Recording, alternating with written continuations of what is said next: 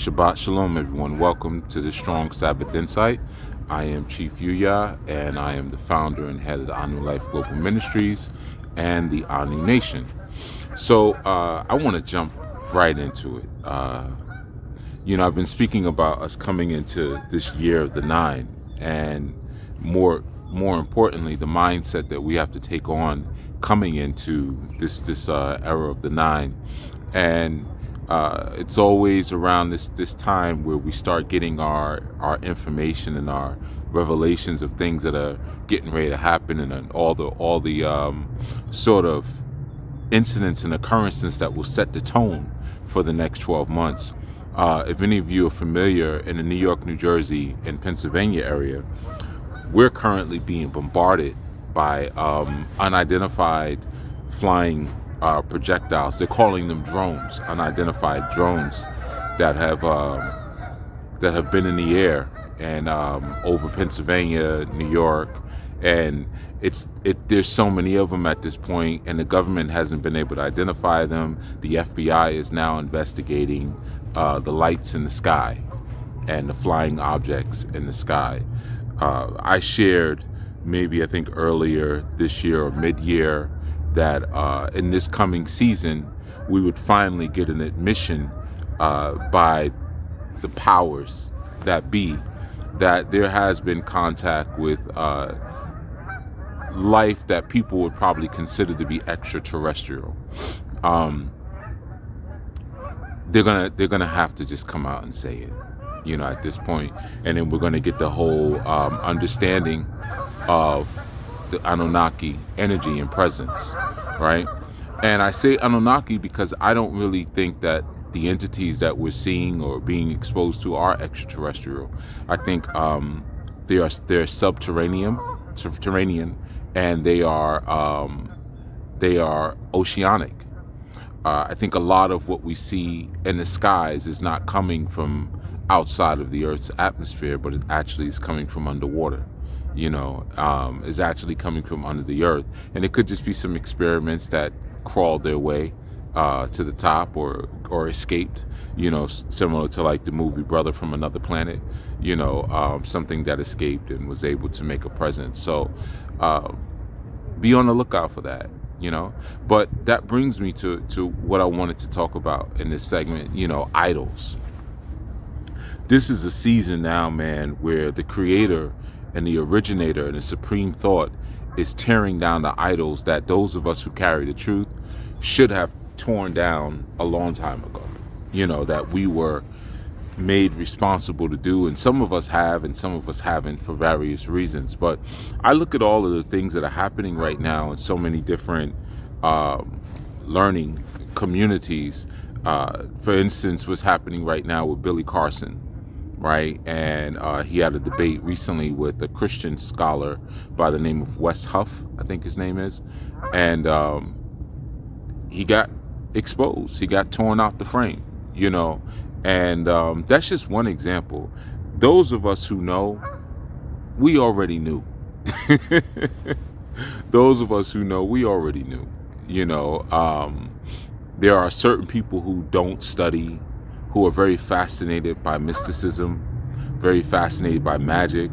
But when you stay in that world of study and scholarship and application and integration and experiment with all of these different systems of knowing, it's very easy to spot a phony. You could spot a phony within 30 seconds. It's like for me, from years from studying fight sciences, I could look at the way someone walks and I can tell if they can fight, and sometimes how they fight, just from being in it for so long. So the same thing when it comes to this level of spirituality, truth, and scholarship, we can spot a phony very quickly, but we live in a season now that if you say, hey, that person isn't who or what you think they are, or why do they always have sunglasses on? What are they hiding? They won't take those sunglasses off very rarely, and when they do, it's just a very grim sort of energy there. If you say something like that, you're like, oh, you just jealous, you're a hater, we're always trying to tear each other down. You hear all of that very stupid sort of rhetoric. So you just, after a while, you just don't say anything, or you say things. For me, I say things in closed company. If someone close to me asks me, hey, what do you think of this one? I'll tell them straight up, don't even waste your time, or they're a phony, or, but you're seeing even what's happening like with the straightway community with Pastor Dow, and how he's being brought down. The community's being brought down. We don't have to talk about what's happening in the entertainment industry now. Jay-Z has been pulled in, and he's pulling himself out, but other things will come forward. Yeah, I've spent time in that world as well, a long time actually in that world. So yeah, there's a lot that will come out, and I'm not speaking about the glorification of anyone being harmed or injured or anything like that, because ultimately I want everyone to repent and get their minds right and come into the truth. Like, that's every enemy coming to the truth. Every person who's a deviant or whatever coming to the truth. Every con person coming to the truth. Like that would be the greatest thing. But that's just not how the world works. That's not how the universe operates. So yeah, this period of all these idols being torn down is so necessary. I spoke about that recently in a segment where gaining that mind and getting to a place where you're coming from a victorious sort of angle. It requires the tearing down of foreign gods and idols, and you tear those things down in your mind. And a lot of times your foreign gods and your idols are your addictions. That's really where it begins. It's the things that you're addicted to, so I think about, when I'm looking at all the things that are happening right now, and sort of all of the exposures, if you will, I consider the story of Prophet Ibrahim, or Father Ibrahim rather, who's the father of the Ishmaelites and the Israelites. And I remember, really enjoying the story as shared in Islamic law, also in the Midrash, in the Hebrew Midrash as well. But the story about when he was a young man and he was working in his father, or some say possibly his uncle, but I believe through my scholarship it was his father, Terah. And Terah was a general in Nimrod's army in one segment, but in another segment and interpretation, or similar segment interpretation, he actually was the owner of an idol shop. He actually made with his hands idols, and they sold them in his shop. And young Ibrahim, or at that time Avram, as we would say in Hebrew, or Ibram, who later became Father Abraham or Father Ibrahim, he worked in the shop. And when he was first born, there was a prophecy that he would destroy all of the gods, like he was a destroyer of the gods. So Nimrod had actually wanted him killed. He wanted him killed as a baby. And long story short, the mother kind of disobeyed that, and the father, and but we fast forward. He's a bit older. He comes back, and he's working in this idol shop, right? And this is always a fun story. And he's in there, and someone comes in there to buy an idol, right?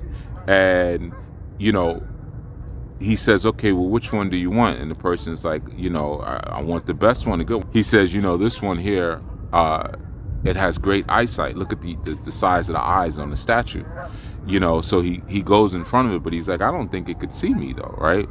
So long story short, one night he goes into the shop, right, and he takes a hammer and he destroys all of the idols, right? He breaks them all up, save just like one big one, like the largest idol there.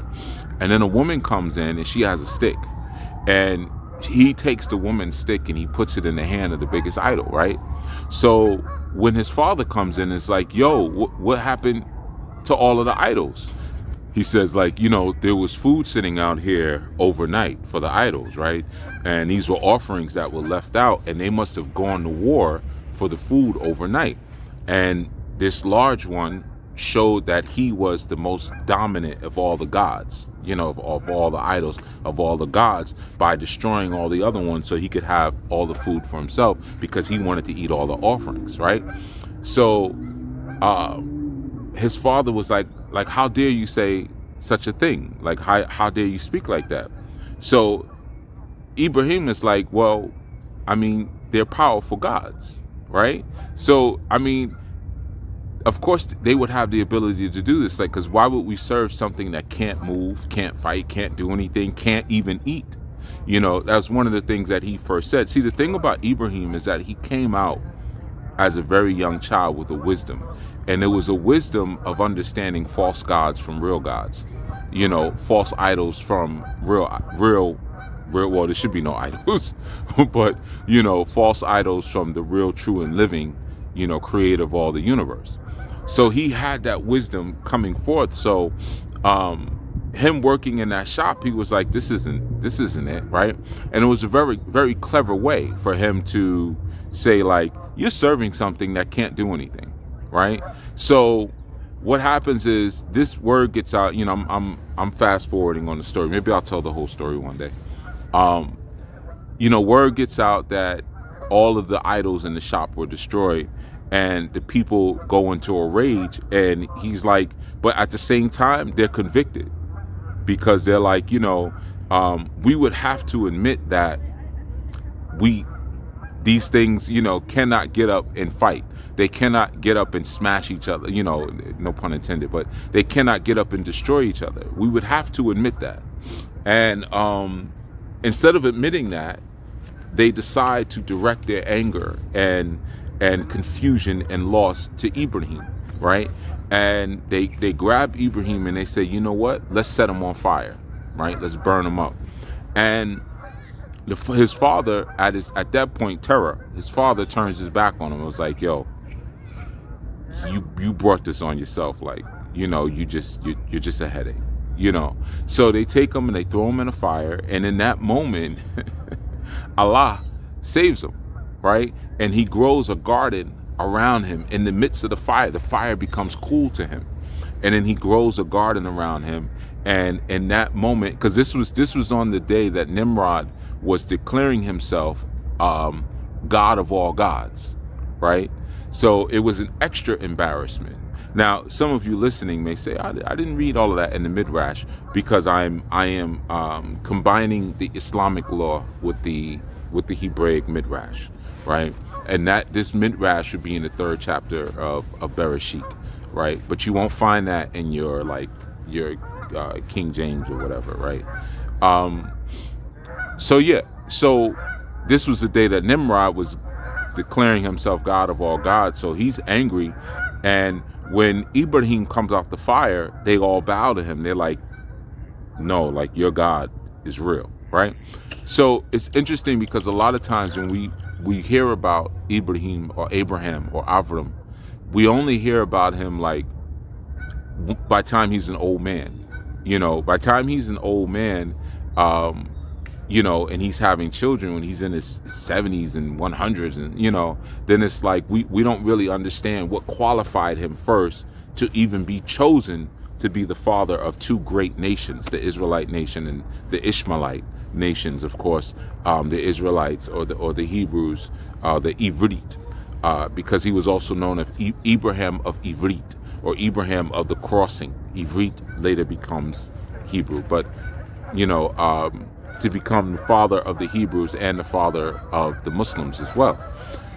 You know, so I wanted to build on that concept of smashing idols, because, like I said, when you look around at all the things that are happening right now, and you know what's so interesting, I know you hear all of the aquatic life behind me. They were silent before I started speaking, but yeah, I won't. Those of you who've been around me when I've been around water, you know about my relationship with water, waves, and aquatic entities. You know, I should have been Aquaman. If I was in the Justice League, I'd be the wackest one, Aquaman, because definitely. But anyway, but yeah, so we look at all these different people who are being torn down, and sometimes when we look at idols, we may only think about like, the lucky Chinese, and I go into the Chinese store to get food and they have the lucky cat with the coins on it, and the cat, the porcelain cat is for good luck. Or I go into this other place and they have the little Buddha statue. These are all idols, right? But it's deeper than that, because like I said, an idol could be an addiction. It's anything that you put before the truth of the Creator. Anything before you put it before the truth of the Creator is an idol. That's all idol worship, right? So a lot of times we put our own traditions or our own sense of loyalty even to our families before the Creator. You know, we may learn something that we're supposed to do and do it in the correct way, but then it'll fall back, well, I was raised this way, and my grandmother taught me to do it this way, or my family, this is what they do every Thanksgiving. This is what they do every Christmas. You know, and like, I don't want to disrespect them, or I don't want them to look at me a certain way. That's idol worship. Sometimes we hold ourselves as idols. The Most High tells us to do something, and we'll fall back to how we feel about it first. Well, I'm listening to myself. I'm following my gut in my spirit. You're idolizing yourself, right? Instead of being obedient, because like, you think about the moment when Ibrahim was tossed into the fire. As he's going in, he's like, yo, like, Elion, like, I did what you told me to do. Like, I stood for the truth that you told me. I know you're not gonna let these people burn me up. You know, like, I did exactly. And the idea of smashing an idol or destroying an idol, you know, whether it be Billy Carson or Dow or, you know, any polite nature boy, any of these people who are not really the business, you know. When you're smashing and destroying an idol, what you're reaching for is higher spirituality. That's what that is. You're saying, like, this isn't enough. You know, like, I get that question a lot from people. They say, man, I was initiated into Ifa or Orisha. I have these pots. I have these, you know, I have my Yangi stone. I have my Oshun, I have my Osayin. What should I do with them? This and that. And I usually give the same answer: bury them. But you're a Babalao. How could you bury them? So if I'm a Babalao, then you know I know what I'm talking about. Bury them. Get rid of your idols. That's not something that we need or should even be rocking with. I remember when I was initiated into Ifa many, many years ago. And I mean a real initiation, not like what you've seen with a lot of these people nowadays. Again, I reiterate, I lived in Nigeria. All right, I didn't go there for 3-4 days or for 7 days and came back, you know, with my Ide on and my Opele around my neck. I'm like, all right, call me Baba from now on. No, I lived there. There's a difference. And I was trained properly for years. Was trained, right? I remember my elders telling me, and I didn't understand it at the time, because all I wanted was my stuff. Like, you know, I wanted to be able to come back to America and go down into my basement, which I did, and turn on a light or light a candle and have all my statues and my pots, and you know what I mean? Like, that's the feel I wanted, and my straw mat. And I remember they used to tell me, like, you know, I hope there comes a time where we can set up our shrines differently. They used to say that to me all the time, but I didn't get it. And then they would hint and say things like, you know, we don't even need all this stuff. And I'd be like, I know, we definitely don't. Like, but I'm gonna have, I'm gonna get all this stuff, you know. And it wasn't until I became older, and I became more seasoned, and I became more matured in my grasping and in my walking and in my strive, that I understood what they were conveying to me. And then I started smashing and destroying my idols, realizing that this is a prison. Because see, what happened with Ibrahim before they brought him into the fire, and this is the whole story, they actually incarcerated him for 10 years. They locked him up. And incarceration, if you look at it from a esoteric perspective, incarceration is the being locked into the prison of ego. Because when we are idol worshiping, we only idol worship for the purpose of desire, right? And desire is something that, is so all-consuming. It's an all-consuming fire that's never, it's like the flesh, it's never satisfied. You can never satisfy your desires, right? Because it's like you got this little, like, say your hands are this big, and you say, I desire this. Somebody puts them in your hand, you eat, and then you look down, you see my hands are empty again. I need some more. I eat, I need some more. I need bigger hands. And it never ends, because all you're looking in is to take in. I don't know if any of you have ever been in a relationship with someone like that, where it's like, I know I have, so I'll speak for myself, where I've been so turned off by their constant wanting, and can you do this? Can we do this? And can you do this for me? And can you do that for me? And then can you show me this? And then can you show me that? And then can you do this? And then their whole interaction with you is just what you can do for them. And you might do it a few times because, all right, cool, because it might be something exciting. It might be something cool. Like, I've always wanted to try this with someone. Can we do this? But after a while, you start to realize, like, man, this person is so grabby and so needy, and it never ends. And I'm just a tool for their desire, and for me, I quickly get turned off from that. I want nothing to do with that. The opposite of that, being a tool for someone's desire, is to be an instrument of intent, good intent, and in fact, divine Yah's intent, right? Now, when you're truly an instrument of Yah's intent, you actually get more. But when you are only seeking for desire, your cup gets filled, you get consumed, and what happens is that the things that you're desiring are like hot coals. So and let's say your hands are actually wood. So the first few times, it's like, okay, you get your desire, you get it, and it's a slow burn. It's a slow burn.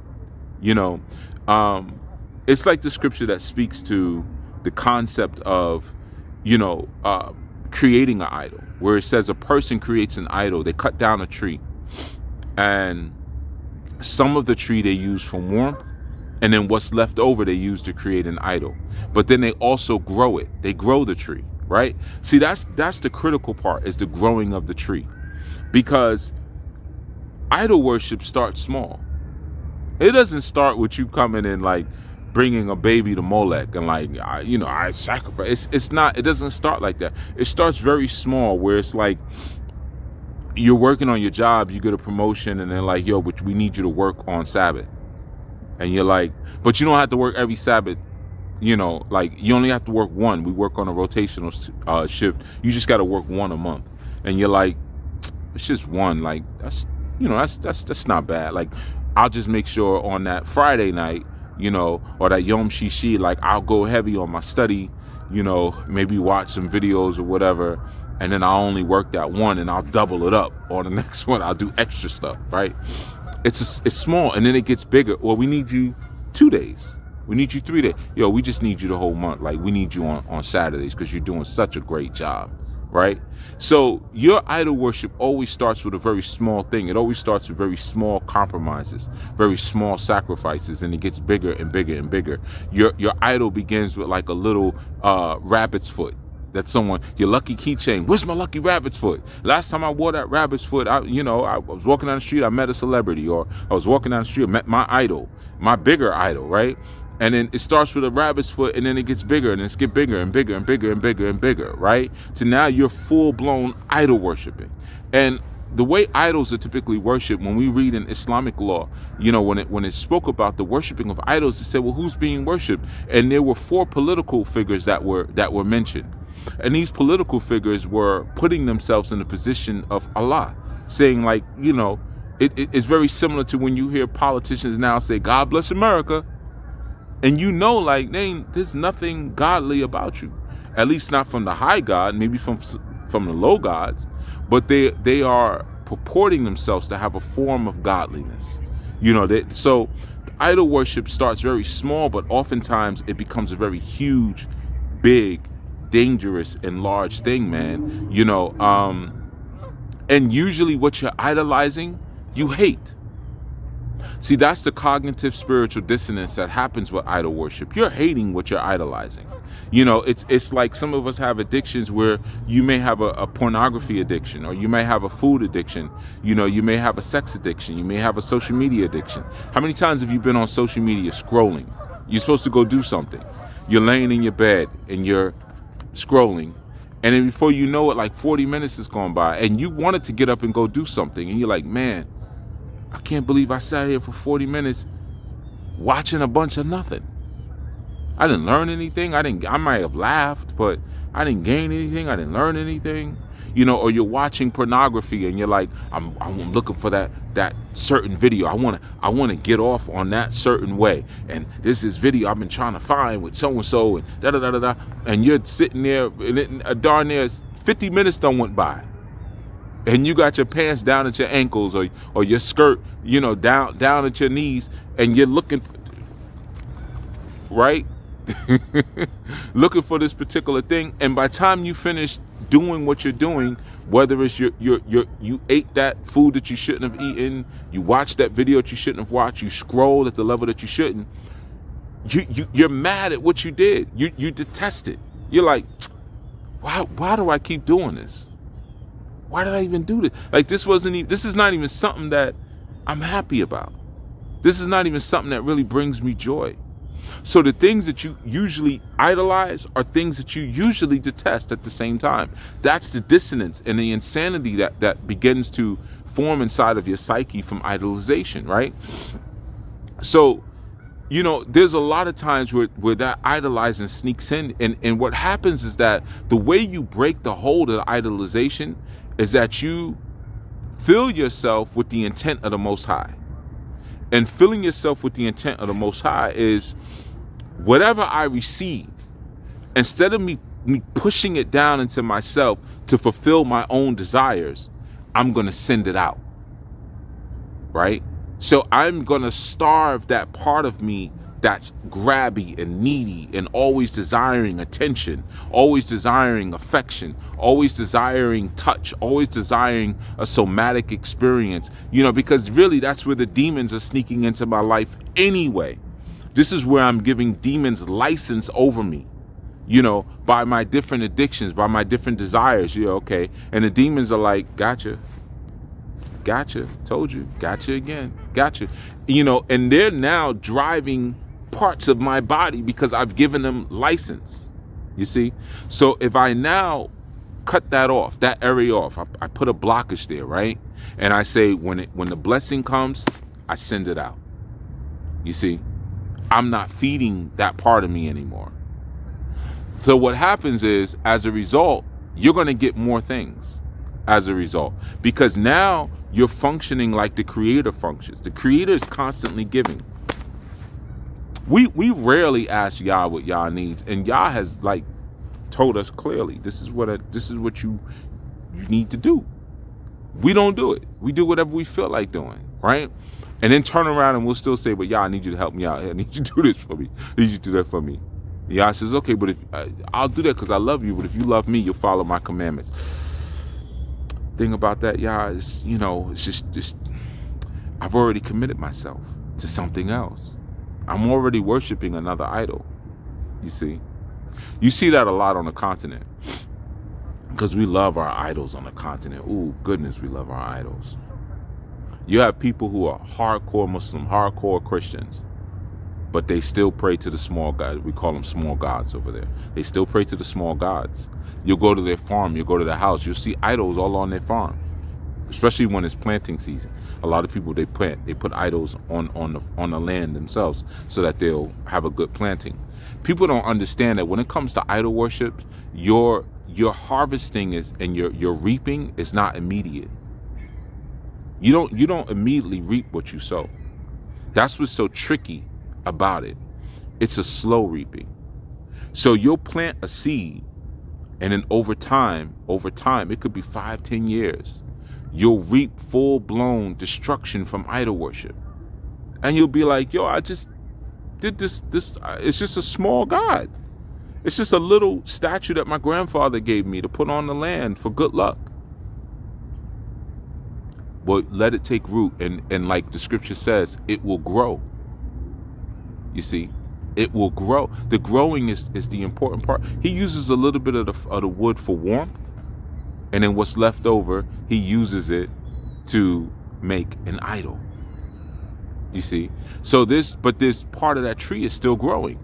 So you still left it growing, but it's small. So you're like, what harm could it cause? It's like having a tree next to your house. Oh, this looks so nice. I want to have this tree next to my house. And then when the roots start cracking into your foundation 15, 20 years from now, you're like, oh, I hate that tree. I detest that tree. Because that's how idols grow. They grow slow. You see? So this 9 season is so powerful right now because so many idols are being taken out and taken down. And it's so necessary. And the truth is, those of us who walk with the truth, we are obligated to do that. We're obligated to snatch those and smash them down, snatch them down from the altars and smash them to pieces. You see, I know for years, and I've often said that, like, I don't speak against my own. If you listen to old podcasts and stuff like that, I've often said that I'm not speaking against my own, and I haven't. There's a lot of things I could have said, and there's a lot of things I didn't say, right? And I still don't say. And then maybe a year or two ago, I started dropping little, like I might have said, I think first one might have been Umar Johnson. I might have said, come on, like, because it gets ridiculous after a while. And then sometimes I even end up in situations where people send me videos of some of these fools. And it's like, you must not know about me. The coin Beyonce Carter, you must not know about me. Like, you really think just because you are lost listening to these idiots, you don't even know what's sitting in front of you. I'm not that, and my level of cordialness sometimes, or I think oftentimes, can be injurious to you all by me not just saying certain things straight, like, no, this person's a convert, leave them alone. Nah, don't rock with them. Now, if you're inside of ANU, yeah, people know. When we're in ANU, like when we're having study group or we're at a retreat or we're just talking over the phone, I will just be straight up and say, oh, that person's a clown, this person's a scammer, this person's a con artist, this person's a drug addict, leave them alone. No, but in public settings, it's a little bit different. And, you don't want to always come off as so negative and things like that. But the reality is that we're surrounded by idols. It's hard not to sometimes. We're surrounded. And then there's, if you're not worshiping one of those idiots, sometimes you're worshiping your own idiocracy. You're putting yourself before the truth of Yah. See, the way you know a person of Yah is through the truth. The way you know a person who's speaking from the wisdom of Allah is the truth that they speak. That's why it says in Islam, the ancient wise people would say that if they saw one day, or they read that one of the early prophets fell into the hole of a lizard, that they would also fall into a hole of a lizard. And what they were saying by saying is that we will follow their steps exactly. Like, we are going to follow the truth, even if the truth is falling into the hole of a lizard. It could be the scariest thing in the world. We're going to follow it. You see? So that must supersede what you feel you want to do for you. It must supersede your feelings. This is why I have had so many people come and go in ANU, or just in my life, because I don't care about what people think. I don't care. I really don't care. And there's a reason for it. It's not just because it's like I'm ignoring people. It's because I care about what my creator and maker thinks of me. And I put enough work into working that out. Like, that's not a small thing to follow the will of the creator and to make the sacrifices I need to make for the creator.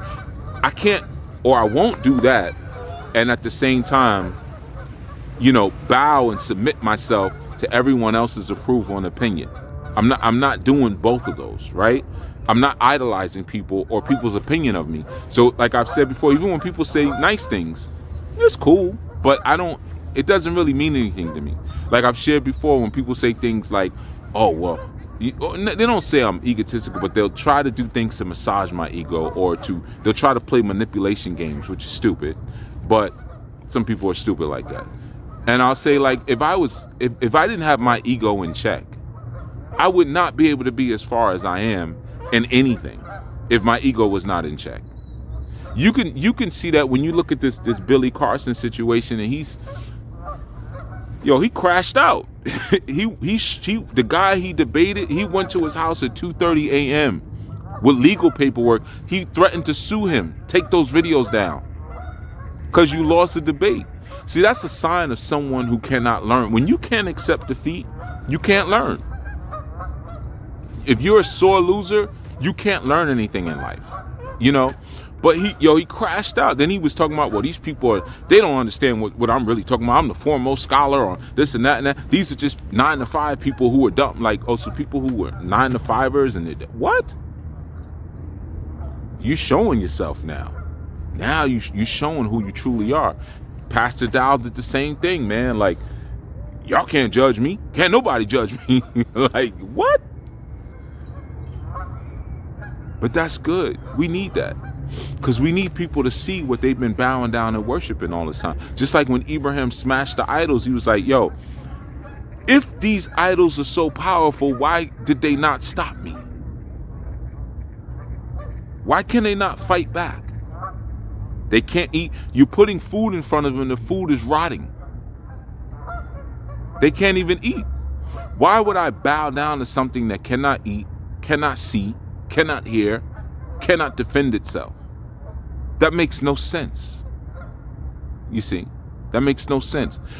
When you read the story, when there was a man who first came into the idol shop, and the man was 50 years old, and he asked him, he said, how old are you? He said, I'm 50. And he said, don't you think you're too old to be bowing down to an idol? That's a powerful question from a young person. That would be like me laying on the ground playing with He-Man, Transformers, and G.I. Joes. And a young person would say, don't you think, sir, aren't you too old to be playing with toys? That's what the question is. You still on the floor playing with them toys? You don't have a connection? You're still wrapped up in desire so much that you need idols? You haven't learned to send your intent back out into the world like a creator does? So you're still not moving as God moves. I'm going to use God for those of you who, you're still not moving as God moves. You're still moving as someone who would rather worship beasts and demons, pieces of wood, pieces of stone. And I know some of you, I know what you'll say. Well, no, we don't worship the idols. We use them as focal points so that we can connect to the higher entity. I know, remember the world that I come from. There's not much that you're going to say about occultism or ATR, African traditional religions, that I'm not going to have an answer for. I've been there, right? Been there, done that. At the highest levels that you could envision, at the highest levels. I didn't creep in and out. Highest levels. And here's the secret. I'm still there. I'm still a Babylon. How can you be a Babylon but you talk all this Islamic and Hebrew stuff? There's a level that you don't even know. There's a level that you haven't even reached yet because you still playing around with idols. The first thing you have to do to liberate your mind is get rid of the foreign gods. Then you understand how I could be a Babylon and at the same time be a rabbi. I've already given you the hint years ago when I said that the Araba, which is what we call the highest priest in Ifa, Araba and rabbi are the same word. They're the same word. There is a much higher level to this that you're missing out on. You're missing out on it because you're spending so much time idol worshiping. And even if you don't have the pots and the stones and the elekes, you might be idol worshiping yourself, which is a very common thing today. You're idolizing yourself and your own opinion and your own feelings above the truth. So you're never able to tap in. When the Most High gives you something, give it back out. Now you're thinking and moving like the Most High. Now you are truly blessed. Now you are no longer a slave to your desires. You're no longer a slave to your desires. That's how you crack it. That's the code cracker. All right. I'm gonna dig into this a little bit more, but I wanted this to be a brief one. Also because it's cold as where I'm at right now. So I didn't plan on, doing a long one. All right, but I definitely wanted to address you, and speak about the changes that are coming and really willfully speak many of you into life and out of the death of idol worship. Whether it be your political figures, whether it's Kamala, don't talk about Kamala, don't say nothing against Kamala, or don't you hate Trump? No, I don't hate or love. They're both devils. Kamala's a devil, Trump's a devil. What do you want me to do? No, I don't idolize anyone or anything. I have a creator, I have a maker. That's what I'm focused on. You see? And me saying what I might say may cause people to not like me or to unsubscribe or to subscribe. I don't care either way because I don't idolize myself. I don't idolize the impression and the idea of me. I don't idolize Chief Yuya. This entity and this brand known as Chief Yuya. I don't idolize that, so I don't serve that. I serve the truth. Wherever the truth may take us, that's where I'm taking you. If you're riding with me, you're riding. If not, Some people get stuck in things. They get stuck in an idol, or they get stuck in their own image and idea of themselves. You see? They get stuck in that. I'm at the age now where I talk about that a lot with my friends I came up with. Sometimes I have to check them in certain things. They'd be like, yeah, man, these young boys don't know. These young boys don't know. Man, don't go out here and get beat up by some 22-year-old. I'll be having to remind them, what year you think this is? Like, how do your ankles feel right now? Like, we not even doing nothing. We just sitting down. How do your ankles feel? How your knees feel? Do they feel like they felt in 98? I bet you they don't. You better chill out. You better chill out. You still stuck on an idea and an image of what once was. Follow the truth as it changes, and embrace it and enjoy the journey. Sometimes we get stuck on what we were. Like when a lot of this stuff happened, people were asking me, like I had people calling me, like the stuff with Diddy and stuff was like, yo, I know because you came up in Mount Vernon, you was with Uptown Records back in the days, da-da-da-da-da-da. That was back in the days. Like, yeah, I know some stuff. Yeah, I know some not so great stuff about a few people, right? But I'm not the same person I was back then. I'm not Big U anymore. You know what I mean? So I would only hope and assume that those people are not what they were as well. I'm going to give them the benefit of the doubt. Now, when things come out in the news and stuff, it's like, oh, sometimes I'm watching like, you still doing that? Damn. But see, that's what desire is like. And especially when you become an idol and your desires never filled because you never became that person that sent the intent back out. And it was funny because back in the days in the industry, I did meet people who sent intent out. They're not really in the industry like that anymore.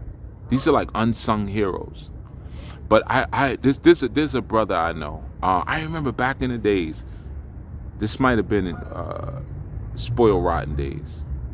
So I was working on a case project, and he would stop everything for. He sung in his church's choir.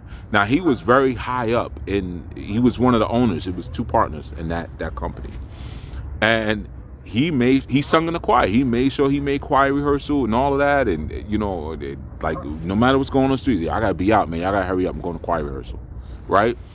And it was such an odd thing for someone so high up, to have that level of respect and devotion. He doesn't do much in music. He's rich, so I mean, he's straight, and his wife has a really good career. We're still cool to this day, very cool. Like down there, that's like family. He's like an older brother, But I always noticed that about him. He always gave the intent right back out, and he came up around all these people in the scandals. We all did, closer to them than I was. I remember he hung out with Michael Jackson a couple times. He hung out with Janet Jackson. He's high up, and at one point just slowly slipped back into the shadows while still giving. When the blessings would come, he would give them, right? And he's good to go. You see? So those people do exist. So I'm not saying that everyone is out here fulfilling their desires, but the people who are not, typically, you're not going to hear as much about. They're not going to have 10 million followers or be the world's foremost expert on UFO, and all that other crap. They're not going to have large followings and stuff like that, because they're not spending so much time idolizing themselves, making themselves into these gigantic idols that when the heat comes down, can't do anything for themselves. They're spending their time giving. See, the opposite of desire is divine intent. They're spending their time fulfilling the intentions of the divine. And that's what I will for all of you. That's what I will for all of you, that you come into that place where you learn how to do that, and you do it into the day you die. Because in that moment and in that instance, then you truly will be as gods in the world. That's why I said a lot of these entities and lights in the skies, they are not extraterrestrial. The gods been walking on earth. We have been here for a long time, you see. And if you don't have the ability, I have counseled people before that just can't give. They just are stuck in their idolization of their own desires and addictions. You can always serve the gods if you're not one. All right, with that, I want to thank you all for sharing this moment with me, sharing this time with the ANU Life Global Ministries. I urge you to join ANU. ANU is a beautiful experience, and we have some amazing things that are coming in the year of the 9 that we're going to be working on and fulfilling and doing. This is the time now, this 9 year coming. And of course, then I could say the 10 years of time. But for those of us inside the ministry, we know, some of the projects that we've been working on, we've got to the point, whether it be through our dues or through offerings and donations, that we can actually make some of these things happen now, man. So it's a beautiful and exciting time. So I urge you all, become a member of ANU, support the ministry. We got a lot of cool things going on, and a lot of cool people who are being helped and who are being equalized and balanced by being a part of ANU. And I will that even you just watching these segments, and thank you for the comments. I do read every single comment, and I reply to most of them. But even those of you who are just watching, I will that you also have a transformative experience where you can start getting out of that place of worshiping, these idols, because I'm telling you, they're whack. And all you gotta do is ask me on the side. Don't send me the videos of something like, yo, check this out. Trust me. And in the 10 years that I've been doing podcasts and stuff, or really podcasting, you've only really ever heard me big up 2 people, Mwalimu Baruti and Alim Bey. Well, no, that's living. Amos Wilson, Francis Cress Welsing. You know, there's more, right? I even did a book list one time. It was like over 100 books I shared. Well, I said, yeah, this is a good book, this is a good book, this is a good book. A lot of people are dead now, right? But you don't even have any flicks of me, you know, like soul brother handshaking any of these clowns. And I know them, and they know me, and they listen to these segments, and they contact me on the side. A lot of these people who you think are coming up with this information on their own, they're not. A lot of them contact me on the side, but they're like, well, Chief got a small channel, so nobody's going to know if I steal this from him. I got, 75 or 80,000 subscribers. They're not going to know about no Chief y'all. Go ahead, do what you want, right? Take it and run with it, whatever. But what I'm saying is that it's not worth it. It's not worth it worshiping these people. It's not even worth it to worship yourself, man. You're going to get thrown in that fire, and the garden is not going to grow around you. Some of these cats right now are in the fire, and their ego is so out of control, they can't even repent their way out of it. They refuse to repent. They say like, yo, yeah, man, I got a problem. I need help. So don't be that. All right? With that, I'm out. And thank you so much. All right, everyone, be well, be safe, be loving. Shalom.